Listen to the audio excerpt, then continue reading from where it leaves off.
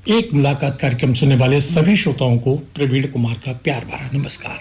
श्रोताओं, जैसा कि आप जानते हैं, इस कार्यक्रम के माध्यम से हम एक विशेष व्यक्तित्व को आपसे परिचय कराते हैं, भेंट कराते हैं। तो आज हमारे साथ हैं एक शिक्षिका जो कि राष्ट्रपति पुरस्कार से सम्मानित हो चुकी हैं और उनका नाम है श्रीमती सबीना परवीन।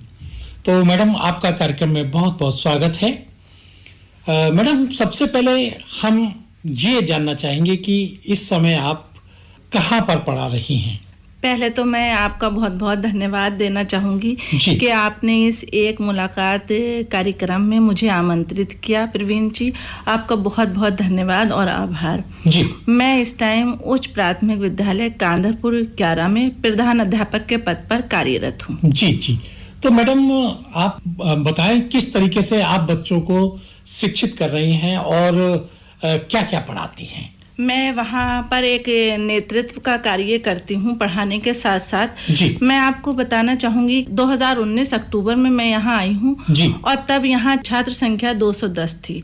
लेकिन वर्तमान में यहाँ का नामांकन 431 है। क्या बात है, मतलब दुगने से भी ज्यादा हो गया है? जी, दुगने से भी ज्यादा हो गया है। जी जी। तो मैं आपको ये भी बताना चाहूँगी कि मेरी जो योजनाएं रहती हैं वो ये रहता है कि अगर हम स्वयं स्मार्ट हैं, जी, शिक्षित हैं, शिक्षक हैं, जाहिर सी बात है स्मार्ट है, तो हम जहाँ भी कोई भी काम करें तो वो हमारा स्मार्टनेस से पूर्ण होना चाहिए। बिल्कुल। और एक विद्यालय चलता है शिक्षक से और बच्चों से। जी। तो जहाँ बच्चे ज्यादा हैं, बच्चों को ये मालूम है, गांव में लोग जानते हैं कि हाँ कि मैम का स्कूल बहुत अच्छा चलता है, तो वो आसपास के प्राइवेट स्कूल हैं, वहाँ से भी बहुत सारे बच्चे नाम कटवा के मेरे वहाँ एडमिशन ले चुके हैं, नामांकन करवा चुके हैं। अच्छा अच्छा, बहुत अच्छी बात है, बहुत खुशी की बात है। और सर ये भी बताना चाहूँगी कि क्योंकि स्कूल मेरा 6 to 8 है जी। और जब 8th पास आउट हो जाते हैं बच्चे, तब उन बच्चों की चाहत ये रहती है क्यों नहीं मैम इस स्कूल को ही 12th तक करा लिया जाए और हम यहीं पढ़ें, हम यहीं पढ़ना चाहते हैं,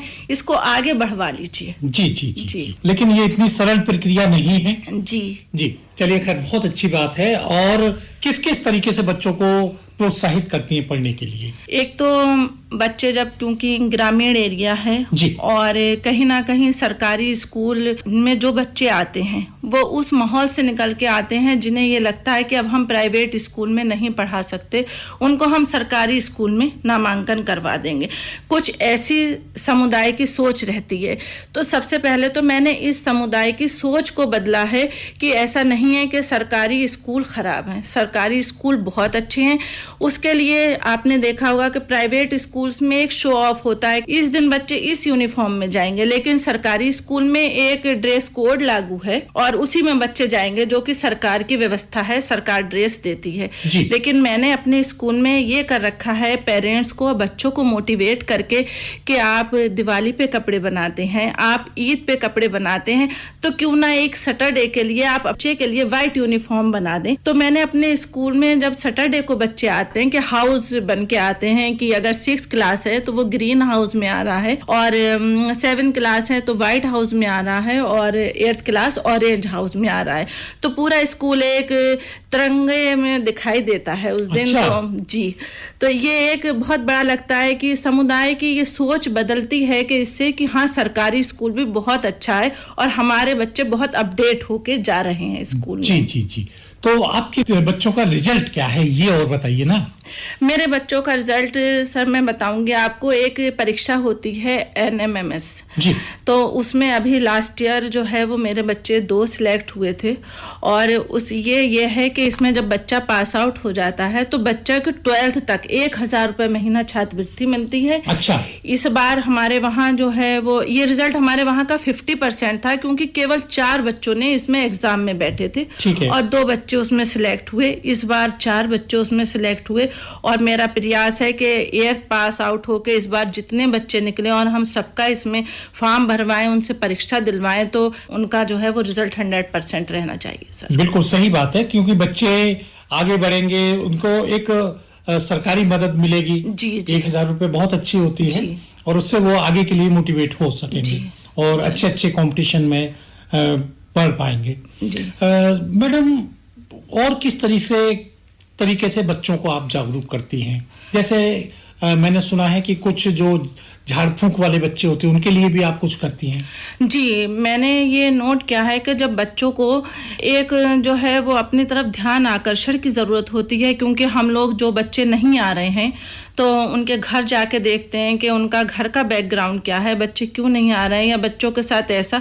मैं आपको यहाँ एक घटना बताना चाहूँगी, और किसी कारणवश बच्चों की गोपनीयता रखने के लिए उनका नाम बदल दूंगी आप जी, बिल्कुल, बिल्कुल। तो जब मैंने यहाँ ज्वाइन किया 2019 में, तब एक लड़की थी रुचि नाम की जी। और उसने पता चला कि एक दिन रजिस्टर जब चेक करे तो उसकी लगातार एब्सेंट लगी हुई थी। क्लास टीचर ने एब्सेंट लगा रखी थी। पूछा क्यों नहीं आ रही है बच्ची, तो उसके ऊपर पता चला कि हवा आ रही है। अच्छा। और इसलिए नहीं आ रही है। तो फिर मैंने उसको बुलाया और बुला के जब उससे बात की तब पता चला कि उसकी माँ नहीं है, और कहीं ना कहीं जो उसकी फूफी या बुआ थी वो उसको जो है वो कैसे ना कैसे करके डिमोटिवेट करती थी और उसके ऊपर अत्याचार करती थी। अच्छा। हाँ, और उसी के उसमें जो पापा भी उसके ध्यान नहीं देते थे, तो उन सबको अट्रैक्शन करने के लिए, उनको डराने के लिए उसने वो खेलना शुरू कर दिया, और उसके ऊपर ये पता चला कि वो देवी आ रही हैं।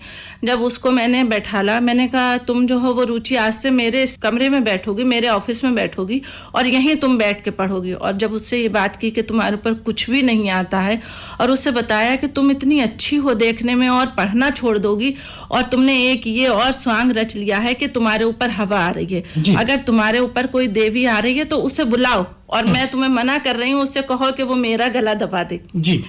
तब वो बहुत हद प्रभाव थी, और उसके बाद वो खामोश बैठी रही। फिर मैंने उसको डिक्टेशन बोला, हिंदी का, इंग्लिश का, उसने लिखा, और उसके बाद से वो स्कूल आने लगी। आज वो फर्स्ट ईयर में है वो लड़की। जी। तो पढ़ रही है। और यहाँ एक घटना का और जिक्र करूंगी कि 2 लड़कियां थीं, तो उनका नाम था फिजा और रिफा। तो उनकी माँ जो थी वो कहीं ना कहीं लड़कियों ने आना छोड़ दिया, बहुत होशियार। और जब पता चला तो क्यों नहीं आ रही हैं कि उनकी माँ के ऊपर जो है वो जिन और परिंद आ रहे हैं। अच्छा। और तब उनसे बात की, मैंने उनसे बच्चियों से पूछा क्या होता है, तो उन्होंने कहा कि मैडम वो आती है परी और वो उनका गला घोटती है, वो चीखती हैं।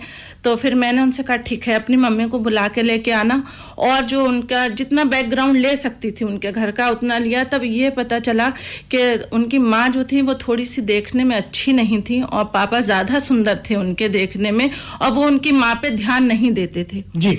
फिर माँ को बुलाया, और जब उनसे माँ से बातचीत करी, मैंने कहा क्या होता है आपको, तो उन्होंने कहा, मैंने कहा देखो कुछ नहीं होता है, और मुझे मालूम है कि शायद तुम्हारे पति जल्दी घर नहीं लौटते हैं, तुम्हें पैसे तो देते हैं खर्चे के लिए। बोली हाँ पैसे देते हैं। मैं कहा तुम्हारी तरफ ध्यान नहीं देते? बोली हाँ ध्यान नहीं देते। तो मैंने कहा ध्यान नहीं देते कोई बात नहीं, बट पैसे तो देते हैं। अगर तुम्हें अपनी लड़कियों का भविष्य बनाना है और तुम पूरे जगह ये नहीं शो करना चाहती कि इनकी माँ के ऊपर परी आती हैं, थोड़े दिन बाद तुम्हारी बेटियों से भी कोई शादी नहीं करेगा और इनका जीवन भी ऐसे ही हो जाएगा, क्योंकि जैसे तुम अनपढ़ हो। जी। अगर तुम चाहती हो कि अपनी बेटियों का भला हो तो ये सब स्वांग बंद करो। तो वो आज तक सही हैं, और उनकी लड़कियां अभी एक अच्छे शहर के अच्छे स्कूल में 10th में हैं, दोनों पढ़ रही हैं। मतलब ये है कि ये जो ऊपरी हवा वगैरह होती है, इसके बारे में आप क्या सोचती हैं? ऊपरी हवा ये सिर्फ मेंटली डिसऑर्डर्ड होता है, और लोग जो है वो जब उनके ऊपर कोई ध्यान देने वाला नहीं होता है, दूसरों को आकर्षित करने के लिए, अपना ध्यान रखवाने के लिए इस टाइप की हरकतें करने लगते हैं। और अगर हम शुरू में ही उस इंसान की, उस व्यक्ति की, उस बच्चे की काउंसलिंग की जाए तो मेरा ये मानना है वो 100% सही हो जाएगा। जी बिल्कुल, बहुत अच्छी बात आपने कही है। और श्रोताओ, ये बिल्कुल सही बात है, क्योंकि ऐसी जो अंधविश्वास की चीजें हैं हम उन पर विश्वास ना करें, और प्रॉपर तरीके से उन पर ध्यान दें, और उनको एक नई दिशा दें, जैसे सबीना जी दे रही हैं। और उन्होंने कितना अच्छा उदाहरण दिया है कि 3 बच्चियों को उन्होंने इस तरीके की चीजें करके और एक नए मुकाम पे पहुंचाया है। बहुत हम धन्यवाद करते हैं आपके लिए। अच्छा, मोबाइल के बारे में आप क्या कहना चाहेंगी बच्चों के लिए? मोबाइल के बारे में मैं ये कहना चाहूँगी सर कि अगर आप चाहते हैं कि समाज एक नया रूप ले ले तो कहीं ना कहीं बच्चों को मोबाइल से दूर रखना होगा। कि एक संस्कृत की श्लोक छोटा सा मुझे याद आ रहा है कि अति सर्वथा वर्ज्यते, जिसका अर्थ होता है किसी भी चीज़ की अति, चाहे वो अच्छाई की हो या बुराई की, वो बहुत ही हानिकारक है। और आज मोबाइल को लेके हम उस मुकाम पे पहुंच चुके हैं कि वो एक हमारी ज़रूरत नहीं, एक आदत बन चुकी है। और मतलब हम बिना खाना खाए रह सकते हैं, लेकिन हम बिना मोबाइल के नहीं रह सकते। बस हम हो और मोबाइल हो। अगर आप समाज को बचाना चाहते हैं और बच्चों को बचाना चाहते हैं तो उन्हें मोबाइल से दूर रखना होगा। और बच्चों को ही नहीं, सबसे पहले उन बड़ों की काउंसलिंग करना होगी कि जो मोबाइल से इतना ऐड हो चुके हैं कि उन्हें कुछ दिखाई नहीं देता कि मोबाइल, ये माओ को ले लीजिए सर, आजकल बच्चा अलग पड़ा है तो पड़ा रहने दें, बच्चे को छुपाने के लिए भी मोबाइल ही थमा देती हैं कि बच्चा अगर रो रहा है तो उसे मोबाइल दे दो। बचपन से ही उसकी आदत जो है वो मोबाइल की पड़ रही है। तो हमारा पूरा ही स्टाफ इस पर वर्क कर रहा है कि बच्चों को मोबाइल से दूर रखा जाए। जी जी जी, बहुत अच्छी बात आप कर रही हैं। अच्छा, और किस तरीके से बच्चों को आप मोटिवेट करती हैं पढ़ाई के लिए? बच्चों की पढ़ाई के लिए सर इस तरीके से मोटिवेट करते हैं कि जन्मदिन मनाते हैं बच्चों का जी। और बच्चों से ये कह रखा है कि जिसका जन्मदिन होगा वो एक पौधा लेके आएगा। इसकी शुरुआत मैंने अपने ही जन्मदिन से की थी कि जिस दिन मेरी बर्थडे थी तो उस दिन मैं बहुत खूबसूरत गुलाब का पौधा लेके आई। मैंने कहा जो भी बर्थडे जिसकी भी होगी स्कूल में एक पौधा गिफ्ट करेगा, वो चाहे वो घास ही थोड़ी सी क्यों ना लेके आए जिसके पास पैसे नहीं है। और पढ़ाई को इससे इस तरीके से जोड़ दिया, जो पौधा लेके नहीं आएगा वो अपनी एक अच्छी सी पोयम सुनाएगा, इंग्लिश की रीडिंग यहाँ करके सुनाएगा, उसको ही बर्थडे विश की जाएगी। जी जी जी, बहुत अच्छी बात है। और आप समाज के लिए एक नई दिशा दे रही हैं, जिससे न केवल बच्चों में और माता पिता में भी और समाज के लिए एक अच्छा संदेश मतलब दिया जा रहा है। तो क्या संदेश देना चाहेंगी माता पिता के लिए और बच्चों के लिए, किस तरीके से वो आगे बढ़ सकते हैं? मैं सर एक बात और कह के उसके बाद संदेश दूंगी सर कि जो है पढ़ाई के लिए ही हमने, आपने देखा होगा, मैंने बच्चों से कहा दौड़ लगाते हैं, सड़क पे जाते हैं, चौराहा पड़ता है, किस किस कलर की लाइट जलती है, रेड येलो ग्रीन जलती है। तो मैंने कहा अगर तुम्हें पढ़ना पड़े तो हम तुम्हारे लिए ऐसे ही बोर्ड बनवा दें। तब मैंने अपने स्कूल में येलो, रेड और ग्रीन बोर्ड ऐसे बनवा रखे हैं। जो बच्चे थोड़े से कमज़ोर होते हैं तब हम उन्हें रेड बोर्ड के पास बैठालते हैं, और जो थोड़े से चलते हुए होते हैं यानी उन्हें येलो, और जो बहुत फास्ट होते हैं उन्हें ग्रीन के। और उनमें एक प्रतिस्पर्धा पैदा कर दी है कि आपको कब जो है वो रेड से येलो और येलो से ग्रीन पर पहुंचना है। तो इसमें बच्चों के अंदर एक प्रतिस्पर्धा पैदा हो गई कि हमें जल्दी से जो है वो ग्रीन पे पहुंचना है। जी जी जी जी। माता पिता के लिए आप क्या संदेश देना चाहेंगे? मैं माता पिता के लिए सर ये संदेश देना चाहूंगी, एक छोटी सी मेरी पंक्तियां हैं तो मेरी ही डायरी की, तो उसकी शायद बहुत ज़रूरत है इस समाज को, इस देश को आज के माहौल में, तो वही गा के कहना चाहूंगी। और उससे पहले अगर मेरी जो भी पेरेंट्स बात सुनेंगे उनसे ये कहूंगी कि अपनी बच्चियों के साथ साथ वो अपने बच्चों, लड़कों को भी संस्कार में बनाएं, उन्हें भी सिखाएं कि उन्हें भी दुनिया में क्या करना है। लड़कों को भी संस्कार सिखाना बहुत ज़रूरी है। और अंत में 2 लाइनें ये गाऊंगी, हम एक हैं, हम एक हैं, हम एक हैं, हम एक हैं, हम एक हैं, हम एक हैं, ना हिंदू है, ना मुस्लिम है, ना सिख ईसाई है, इस देश के खातिर सबने मिलकर जान गंवाई है, फिर आज क्यों ये धर्म जात पे बंटवारा है, मिटा दो इस धर्म जात को, हिंदुस्तान हमारा है। Thank you.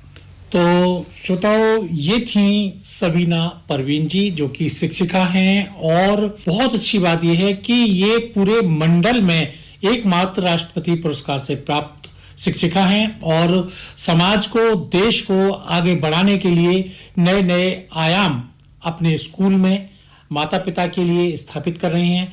मैं इनके उज्जवल भविष्य की कामना करता हूं। आप कार्यक्रम में आई और इतनी अच्छी अच्छी जानकारियां आपने पेरेंट्स के लिए, बच्चों के लिए दी हैं। आपका बहुत बहुत धन्यवाद। मैं भी आपकी बहुत बहुत शुक्रगुजार हूँ कि आपने मुझे यहाँ बुलाया, और खुशी है कि आपके माध्यम से मेरी बहुत सारी बातें जिन पेरेंट्स से मैं नहीं कर पाती हूँ आज वो पहुँचेंगी जब वो सुनेंगे इन्हें। Thank you. प्रदेश के